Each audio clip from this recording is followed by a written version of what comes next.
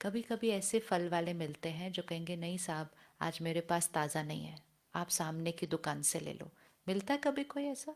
मिलता है ना। ये घोर कलयुग में भी ऐसे लोग मिलते हैं ना, जो कहेंगे नहीं नहीं साहब, आज आप मेरे से नहीं लो, आप सामने वाले से ले लो। वो सेब की दुकान भी एक बिजनेस हाउस है। हर चीज एक बिजनेस है, साइज कुछ भी हो सकता है उस बिजनेस का, लेकिन वो भी तो एक बिजनेस है ना। उस दिन वो 200 रुपये, वो 150 रुपया उस व्यक्ति के लिए बहुत बड़ी इनकम थी। लेकिन उसने अपने फायदे का नहीं सोचा, उसने किसके फायदे का सोचा? उसने आपके फायदे का सोचा। उस दिन उसने धन नहीं कमाया, लॉस हो गया ना। उस दिन उसने धन नहीं कमाया, लेकिन उस दिन उसने क्या कमाया? दुआएं कमाई, गुडविल कमाई। अच्छा, फिर ये बात आप सिर्फ अपने तक नहीं रखेंगे, आप घर जाएंगे, आप कहेंगे कमाल का बंदा मिला था आज तो। मतलब मैं ले रहा था अच्छा भला, मैंने लिफाफा बना लिया था, आके मुझे कहते हैं नहीं यार रख दो। आज के जमाने में भी ऐसे लोग मिलते हैं, आप 4 लोगों को बताएंगे, वो 4 लोग भी उसके लिए कैसी थॉट क्रिएट करेंगे, अच्छा ऐसा भी मिलता है। क्योंकि हमें तो कोई ऐसा मिला था जो नीचे 2 सड़े हुए सेब रख दिए, ऊपर से 3 अच्छे वाले रख दिए। तो ऐसा तो 5 लोगों ने उसको दुआएं भेज दी। उस दिन उस व्यक्ति ने धन नहीं कमाया, उस दिन उसने दुआएं कमाई। पर दुआओं से घर तो नहीं चलेगा, घर तो धन से ही चलेगा ना। खाना खाने के लिए तो पैसे चाहिए ना, बच्चों को खिलाना है। लेकिन उस दिन उसने दुआएं कमाई, तो फिर क्या वो धन कमाएगा? ज्यादा कमाएगा। कैसे ज्यादा कमाएगा? उसने कमाया ही नहीं उस दिन। उस दिन के बाद आप हर बार किस दुकान पे जाएंगे? उसी के पास जाएंगे। आप उस दिन के बाद उसकी तरफ देखेंगे भी नहीं कि वो रेट कितना है उस फ्रूट का। आप उसको देखेंगे भी नहीं कि वो कैसे तोल रहा है, मोल रहा है, क्या कर रहा है, क्योंकि आपने उसके ऊपर क्या कर लिया यहाँ पर? संपूर्ण ट्रस्ट। लेकिन वो संपूर्ण ट्रस्ट उसने अपने कर्म से कमाया है, उसने अपने कर्म से कमाया, ऐसे फ्री में नहीं मिलता कुछ भी। और अगर किसी ने 2 सड़े हुए एप्पल रख दिए थे या एक सड़ा हुआ एप्पल, फिर आप उसके पास 4 बार बार्गेन करेंगे नहीं, क्योंकि आपको पता चल गया ये व्यक्ति उतना एथिकल नहीं है। तो सबसे इंपॉर्टेंट चीज जो दुनिया में इस समय हमें प्रायोरिटी रखनी है, हमें अपने कर्मों से दुआएं कमानी है। और जो दुआएं कमाते हैं वो अपनी कैपेसिटी से ज्यादा धन कमाएंगे। अगर आप एक्स कमाते हैं, अगर आप एक्स कमाते हैं और आप गुडविल कमा लीजिए, not just as an organisation, as an individual also. एक होती है गुडविल ऑफ अ ऑर्गेनाइजेशन, एक होती है गुडविल ऑफ एन इंडिविजुअल। भगवान कहते हैं राइट हैंड बनो, परमात्मा का राइट हैंड बनो। परमात्मा का राइट हैंड मतलब परमात्मा जो कहे तुम उसी टाइम उसको एग्जीक्यूट कर दो।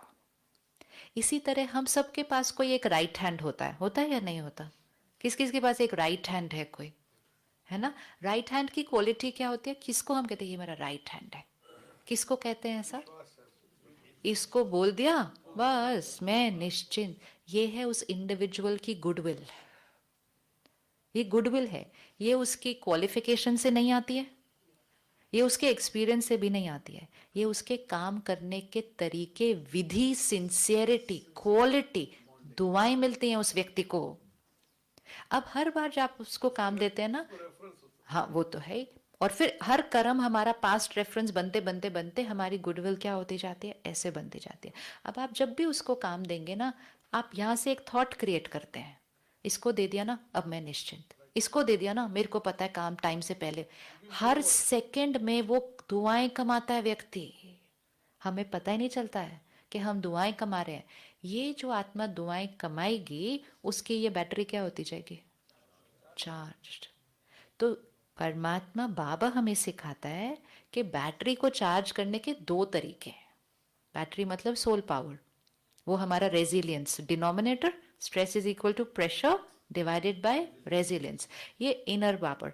इसको कमाने के, चार्ज करने के 2 तरीके। एक अपना पुरुषार्थ कि हम अच्छे से बिहेव कर रहे हैं, अच्छे संस्कार कर रहे हैं। दूसरा, कर्म ऐसे करो जो सबकी दुआएं मिल जाए। और दुआओं से ये बैटरी पुरुषार्थ से ज्यादा जल्दी चार्ज होती है, क्योंकि दुआएं कितने लोगों से मिल जाएंगे हमें। एक आपको इंडिविजुअली दुआएं मिलेंगी, फिर आप एज एन ऑर्गेनाइजेशन एक प्रोडक्ट मार्केट में लेकर आते हैं, कितने लोग उसको रोज यूज करते हैं, हर बार जब यूज करते हैं। आज कुछ नहीं है, ये ग्लास है, ठीक है, ये ग्लास है, मैंने इसको एक्स अमाउंट में खरीदा, ठीक है। अब जब मैंने एक्स अमाउंट में खरीदा तो एक प्रोडक्ट के साथ एक क्वालिटी की भी एक वैल्यू थी।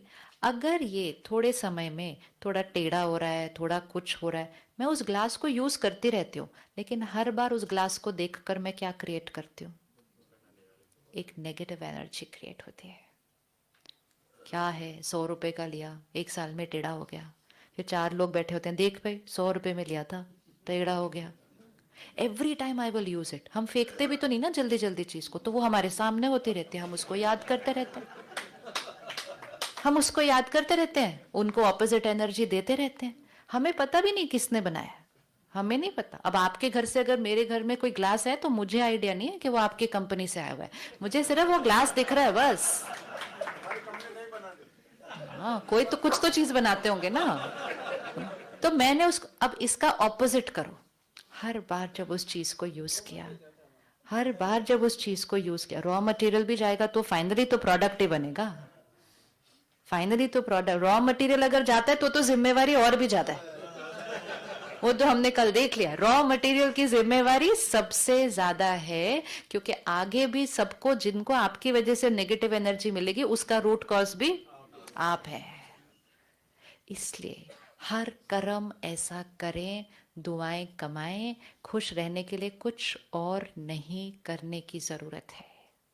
खर्चा बहुत करते हैं हम खुश रहने के लिए, ये खरीदो, ये खरीदो, ये खरीदो, हॉलीडे पे जाओ, उधर हॉलीडे पे जाओ, ये जाओ, इधर रेस्टोरेंट में जाओ, ये तो खुश कैसे हो?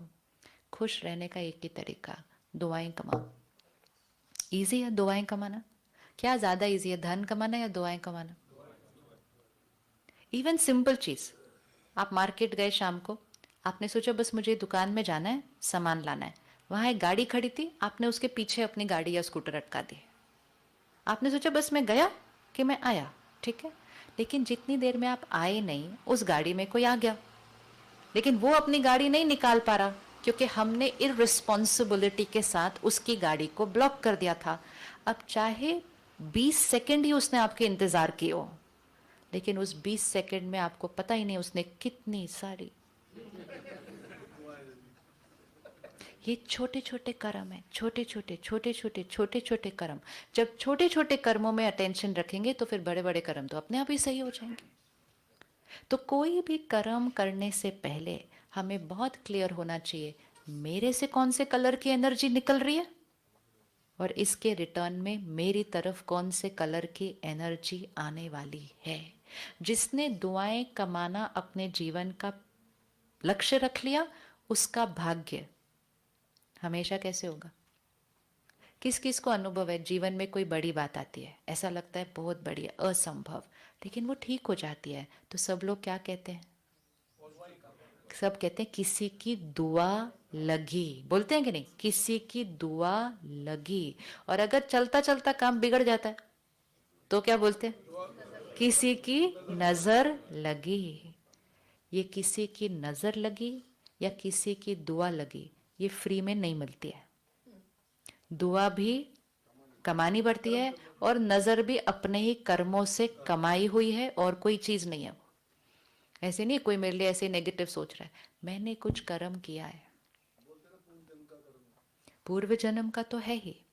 पूर्व जन्म, आज आपने सुबह स्टडी किया कि हम कौन है, आत्मा है, राइट। कभी कभी चलते चलते हमारे जीवन में ऐसी बातें आ जाती हैं, हम कहते हैं मैंने कुछ ऐसा नहीं किया। आप कोविड में देखो, 1.5 साल में कितने परिवारों में कुछ ऐसी बात आ गई कि उनका पूरा परिवार बदल गया। तो मन क्वेश्चन करता है ना कि मैंने तो ऐसा कुछ गलत कर्म नहीं किया था, मुझे क्यों ये बीमारी आ गई, मुझे क्यों ये बात आ गई, मेरे सामने क्यों ये संकट आ गया। तो कर्म किसका है? आत्मा का कर्म होता है। एक सेकंड आता है, मैं आत्मा शरीर छोड़ती हूँ, मैं आत्मा शरीर छोड़ती हूँ, अंतिम संस्कार शरीर का होता है, अंतिम संस्कार शरीर का होता है। आत्मा के लिए पंडित जी उस दिन आके आपके घर वालों को कहेंगे, आत्मा अजर अमर अविनाशी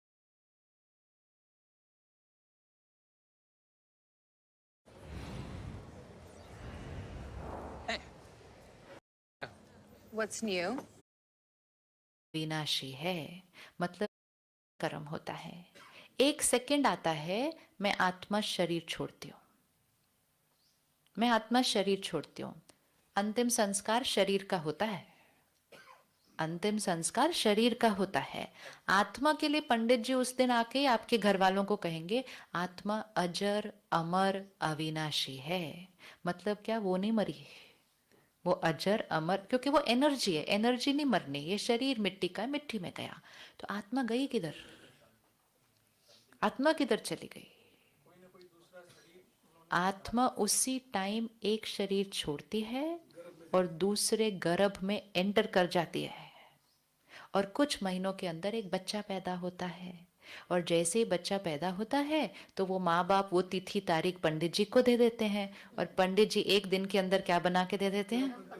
जन्म पत्री बना के देते हैं। कभी हमने सोचा, अभी तो उस बच्चे ने कोई कर्म किया ही नहीं है, तो ऐसे कैसे हो गया? पता है 5 साल बाद ये होगा, 10 साल बाद ये होगा। वो जो जन्म पत्री बनती है ना, वो 1 अप्रैल की ओपनिंग बैलेंस शीट होती है। वो आपकी इस जीवन की 1 अप्रैल है। अब ये पूरा जीवन हमारा ये फाइनेंशियल ईयर है ऑफ बिजनेस, लेकिन वो 1 अप्रैल है हमारा, वो हमारी